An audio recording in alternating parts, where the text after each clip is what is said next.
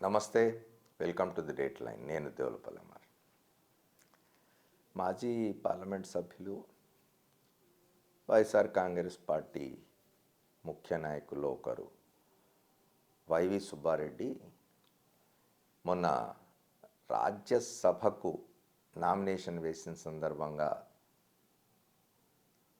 చేసిన ఒక వ్యాఖ్య అనవసరమైన చర్చకు దారితీసింది. ఆయన ఏమన్నారంటే, ఆంధ్రప్రదేశ్ తెలంగాణ విడిపోతున్న సందర్భంగా 10 ఏళ్ల పాటు ఉమ్మడి రాజధాని ఉంటుంది అన్నారు. షరతులు అంగీకరించినారు, ఒప్పందంలో భాగంగా ఉన్నది అది.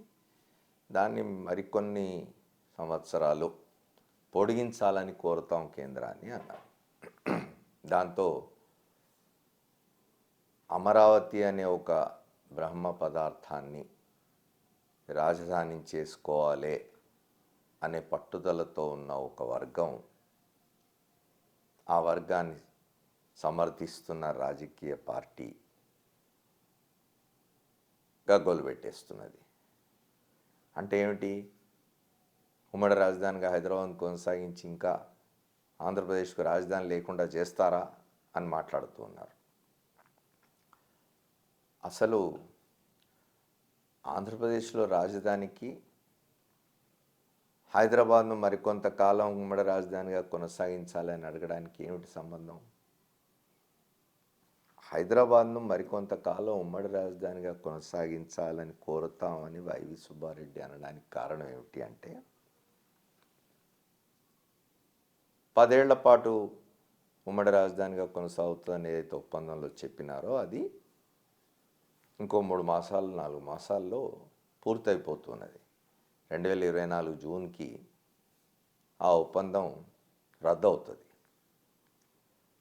చాలా సమస్యలు ఇంకా పరిష్కారం కాకుండా ఉన్నాయి. 2 రాష్ట్రాల మధ్య పరిష్కారం కావాల్సిన అంశాలు చాలా ఉన్నాయి. 100 పైచిలుకు అంశాలు ఇంకా పరిష్కారం కాకుండా ఉన్నవి. ఒకసారి ఇవన్నీ రద్దు అయిపోతే ఎవరు పట్టించుకుంటారు? మళ్ళా కేంద్రం పెద్ద మనిషి లాగా మధ్యలో ఉండి వీటన్నిటిని పరిష్కారం చేయడానికి మరికొంత సమయం పడుతుంది. ఈ 10 ఏళ్ల కాలంలో అది జరగలేదు. మొదట 5 సంవత్సరాలు చంద్రబాబు నాయుడు అధికారంలో ఉన్నాడు ఆంధ్రప్రదేశ్లో.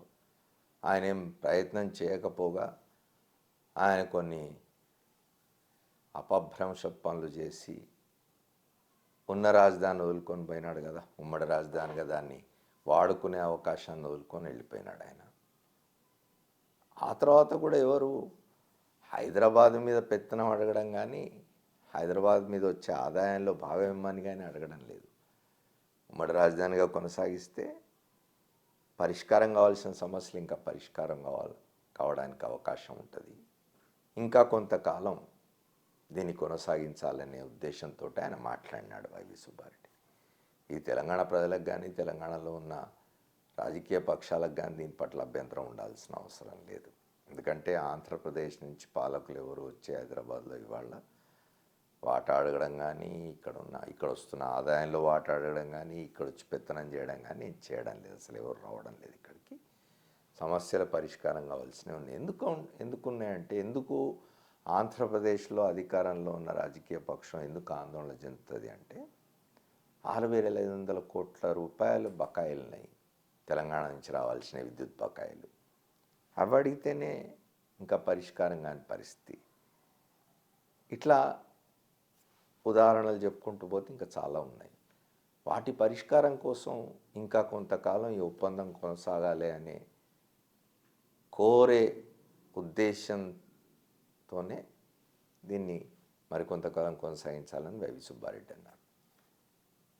అనవసరంగా దీన్ని రాజకీయం వైపు తిప్పే ప్రయత్నం చేసి ఏదో మళ్ళీ ఆంధ్రప్రదేశ్ వాళ్ళు వచ్చి తెలంగాణ మీద పెత్తనం చేయబోతున్నారనే ఒక అర్థం వచ్చే విధంగా ఎవరైనా మాట్లాడితే అది హాస్యాస్పదంగా ఉంటుంది. మనం చూస్తూ ఉన్నాం, చండీగఢ్, పంజాబ్, హర్యానా రాష్ట్రాలకు ఉమ్మడి రాజధానిగా ప్రకటించి 50 సంవత్సరాలు అవుతున్నది. హర్యానా కోరినప్పుడల్లా ఎక్స్టెన్షన్స్ ఇస్తూ పోయింది కేంద్ర ప్రభుత్వం. దానికి సంబంధించిన చట్టపరమైన చర్యలేవో తీసుకొని హైదరాబాద్ను ఆంధ్రప్రదేశ్ తెలంగాణ మధ్య ఉన్న అన్ని అంశాలు పరిష్కారం అయ్యే వరకు కొనసాగించడంలో తప్పేం లేదు. ఎవరు ఎవరి ఆస్తులు ఆక్రమించబడడం లేదు, ఎవరు ఎవరి ఆస్తులు మింగేయబోవడం లేదు. కాబట్టి ఈ దుగ్ధంతా రాజకీయంగా ఇప్పుడు ఆంధ్రప్రదేశ్లో ఉన్న అధికార పక్షాన్ని ప్రతిష్ట పాలు చేయాలనే వాళ్ళు, ముఖ్యంగా తెలుగుదేశం పార్టీ దాన్ని అనుకూలురు చేస్తున్న వాదం తప్ప ఇందులో పసలేదు. Thank you. మళ్ళీ కలుద్దాం.